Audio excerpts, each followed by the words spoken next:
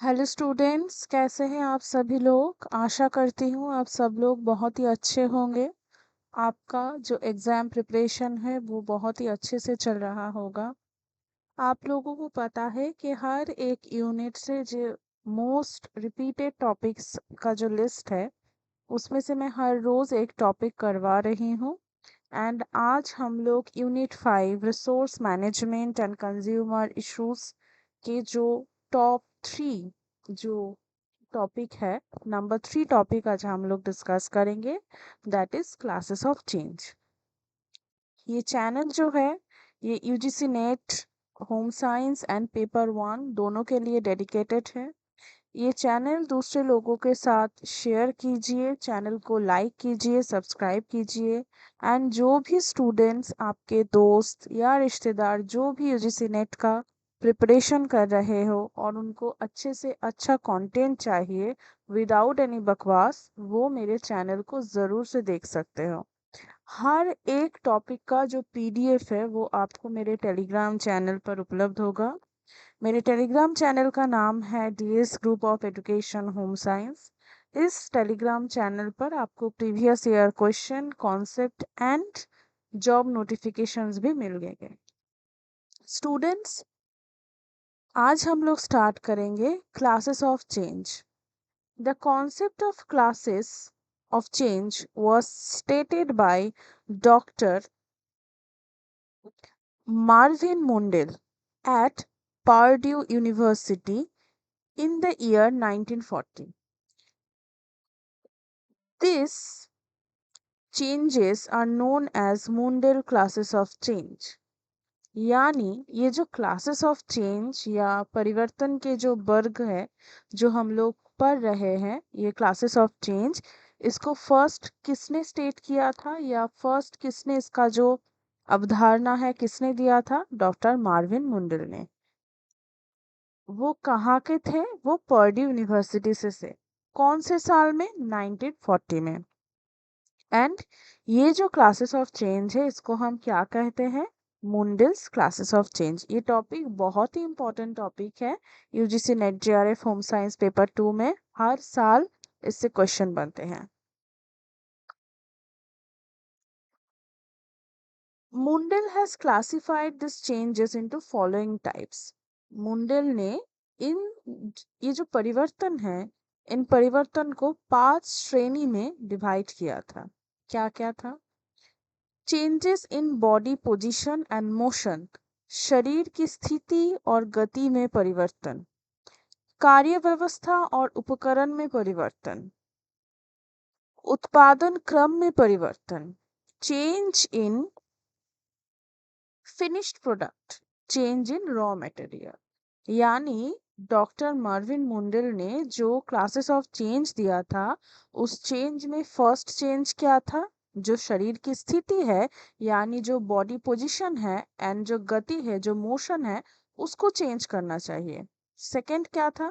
Second था work arrangement and equipment, यानी जिन चीजों से काम हो रहा है, हम काम कर रहे हैं, उसका भी चेंज होना चाहिए। नंबर 3 चेंज क्या था? नंबर 3 चेंज था बेसिकली जो उत्पादन क्रम है उसमें परिवर्तन। नंबर 4 क्या था? जो फिनिश प्रोडक्ट, जो एंड प्रोडक्ट, यानी अंत में जो प्रोडक्ट आप प्रिपेयर कर रहे हो, जो प्रोडक्ट बन के आ रहा है, उसमें चेंज, यानी उसके क्रम में चेंज। लास्ट क्या था, यानी नंबर 5 क्या था? चेंज इन रॉ मटेरियल, यानी जो कच्चे माल है उसका परिवर्तन। फर्स्ट क्या है? फर्स्ट हम देख सकते हैं change is body position and motion, यानी जो बॉडी पोजीशन है, जो शरीर की स्थिति है, उसका परिवर्तन एंड गति का परिवर्तन। तो ये जो बॉडी पोजीशन एंड मोशन है, इसमें बेसिकली क्या कहा जा रहा है? जो कार्य है उसे करते समय शरीर की स्थिति और गति में परिवर्तन लागू करने के लिए बेहतर और प्रभावी परिणाम के लिए गति अर्थव्यवस्था के सिद्धांत को पालन किया जा सकता है। सपोज आप एक ही जगह पर बैठ के सब्जी काट रहे हो, या एक ही जगह पर बैठ के पिछले 5-6 घंटे से नोट्स बना रहे हो। अभी सर्टेन टाइम के बाद यानी कुछ समय के बाद ये लगेगा कि अरे और मुझसे नहीं होता, और नहीं बैठा जाता, और एक ना काम में एक मोनोटोनी आ जाएगा, यानी जो जो एक टाइप का जो फीलिंग है वो आ जाएगा। उसे दूर करने के लिए ये चेंज की जो बात है ये मुंडल ने कहा था। अभी इसमें कुछ प्रिंसिपल्स है, कुछ नीतियां है। वो नीतियां क्या है? यूज बोथ हैंड्स इन यूनिसॉन, यानी दोनों हाथ का उपयोग करना पड़ेगा। फॉर एग्जाम्पल आप सब्जी काट रहे हो तो कांस्टेंट अगर आप राइट हैंड से सब्जी ही काटते रहोगे तो वो नहीं करना चाहिए।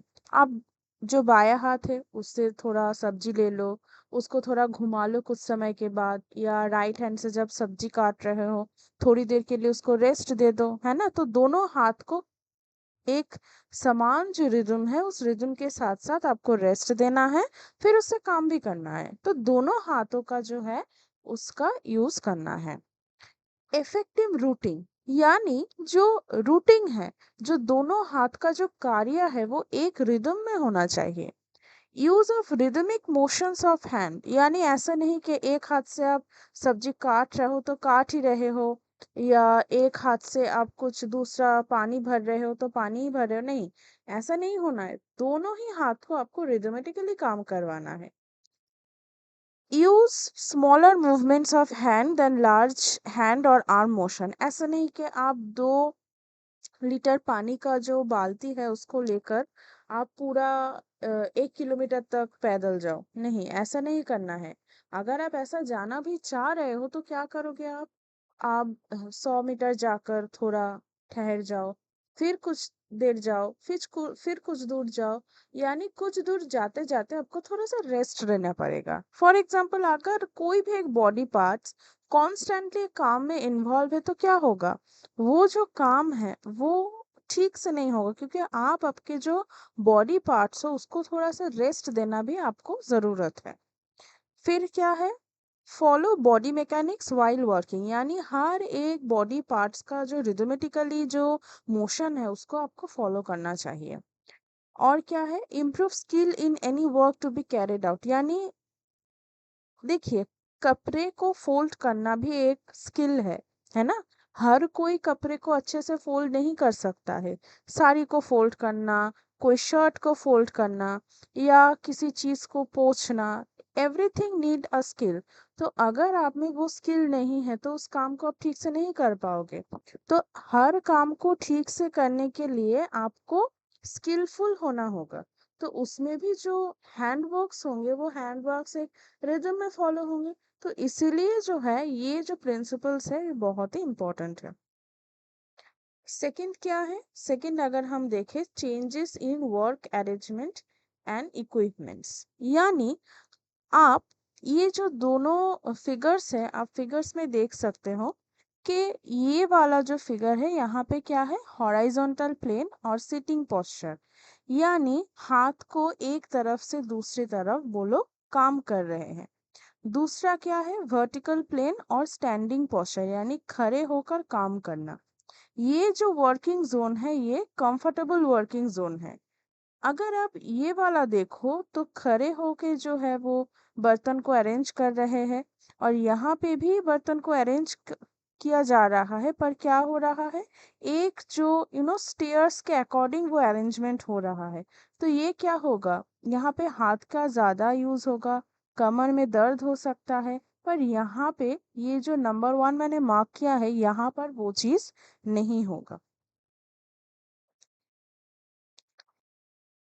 काम की सतह की ऊंचाई को, यानी जिस ऊंचाई पे वो चीज है उसको कार्यकर्ता के अनुकूल बनाना चाहिए। फॉर एग्जाम्पल आप अगर हाइट में थोड़ा कम हो तो आपको ऐसा एक जो है ना जहाँ पे हम बर्तन रखते हैं या जो आपका जो अलमीरा है वैसा कुछ टाइप का बनाना चाहिए कि आपके हाथ में आए।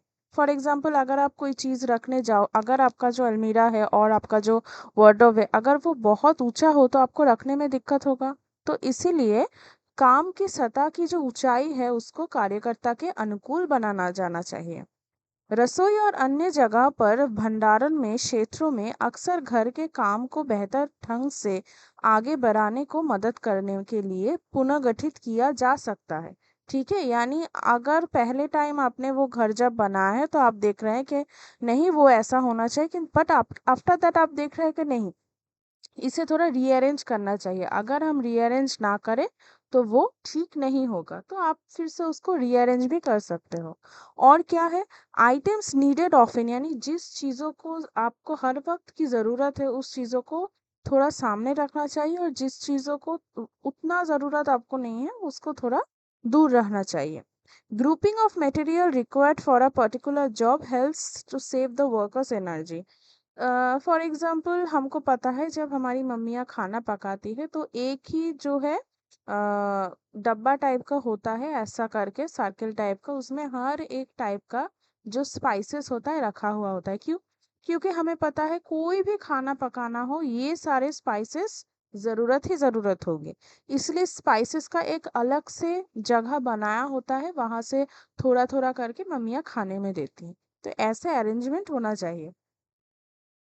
थर्ड चेंज क्या है? थर्ड चेंज है चेंज इन प्रोडक्शन सीक्वेंस,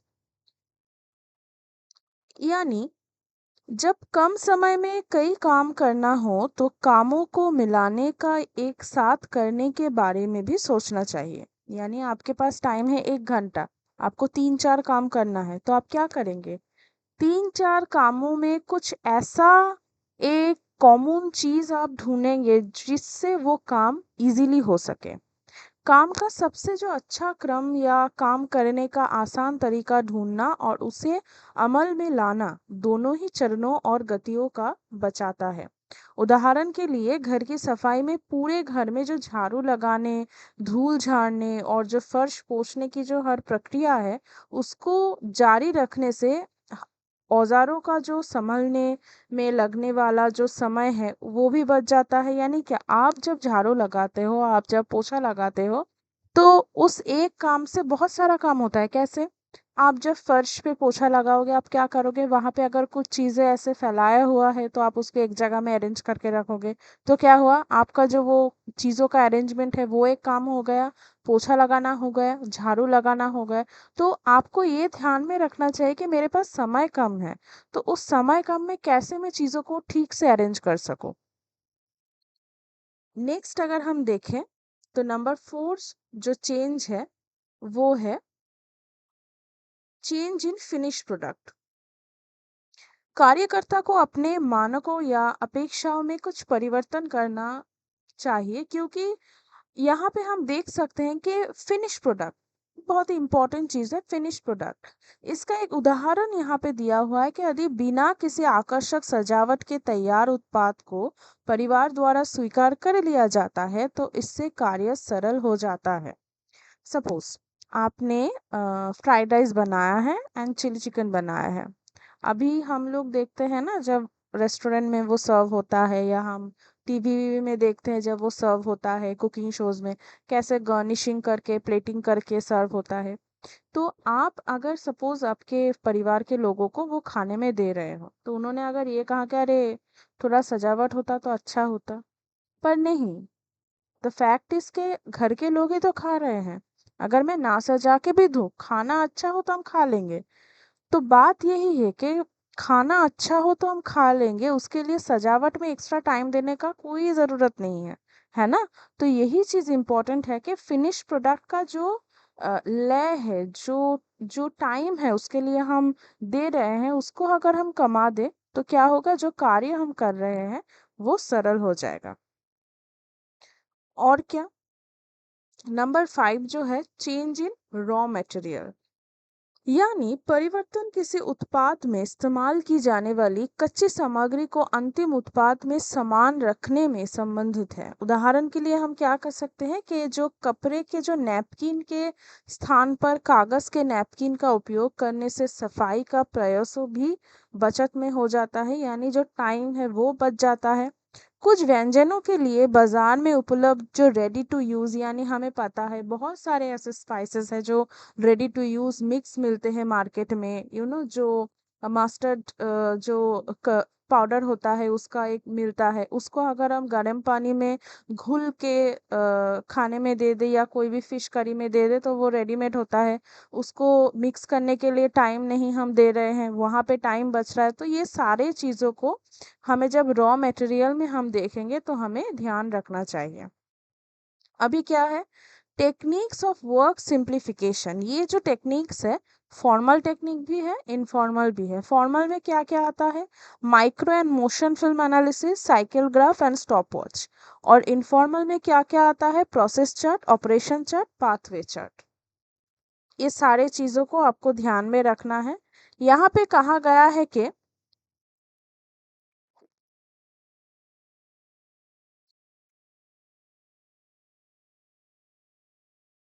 यहाँ पे कहा गया है कि जो फ्रैंकन बी गिलबार्ट थे एंड जो लेलियन एम गिलबार्ट थे, अमेरिकन इंडस्ट्रियल साइकोलॉजिस्ट है, उन्होंने ये जो script of motion and time है इसको स्टडी किया। कैसे, डिफरेंट टाइप ऑफ उन्होंने साइंस को यूज किया, सिंबल्स को यूज किया, एब्रिवेशंस को यूज किया, and they have termed this the थेरबिक।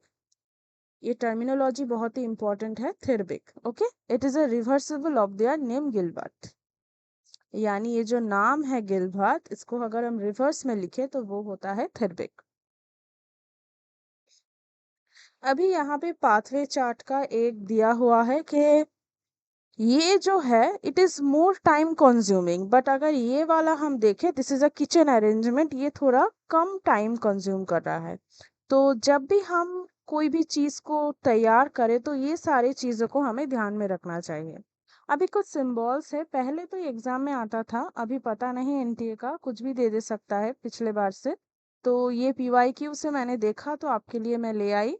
देखिए यहाँ पे डिफरेंट टाइप ऑफ सिंबल्स हैं, उसके मीनिंग्स हैं एंड किस चीज में वो यूज होता है उसका डिस्क्रिप्शन है। जैसे कि फर्स्ट है ये छोटा वाला गोला, ये स्मॉल सर्कल है, किस चीज में यूज होता है, movement from one place to another place, उसको अगर दिखाना है तो अभी छोटा वाला गोला यूज करेंगे। सेकेंड है उससे थोड़ा बड़ा वाला गोला, दैट इज बिग सर्कल, ये ऑपरेशंस में यूज होते हैं। उसके बाद है स्क्वायर, ये क्वालिटी इंस्पेक्शन विद आईज में यूज होता है। नेक्स्ट है ट्रायंगल, ये डिले को अगर बोलना है तो यूज होता है। सर्किल इन सर्किल, यानी एक गोला उसके अंदर दूसरा गोला, ये मूवमेंट एंड ऑपरेशन साइमल्टेनियसली, यानी दोनों एक साथ चल रहा है, ऐसे कुछ समझाने के लिए यूज होता है। So this is for all today students. I hope ये क्लास आपको बहुत ही अच्छा लगा होगा। अगर इस क्लास रिलेटेड आपको कोई भी क्वेरीज हो तो ज़रूर से कमेंट में कमेंट कीजिएगा। And after the 22nd August UGC net, very soon I am launching absolutely free of cost course on YouTube. ज़रूर से मेरे चैनल को सब्सक्राइब कीजिएगा, लाइक कीजिएगा, शेयर कीजिएगा एंड आपके दोस्तों से शेयर कीजिएगा जो लोग UGC नेट JRF की प्रिपरेशन कर रहे हैं। Thank you so much for watching my video.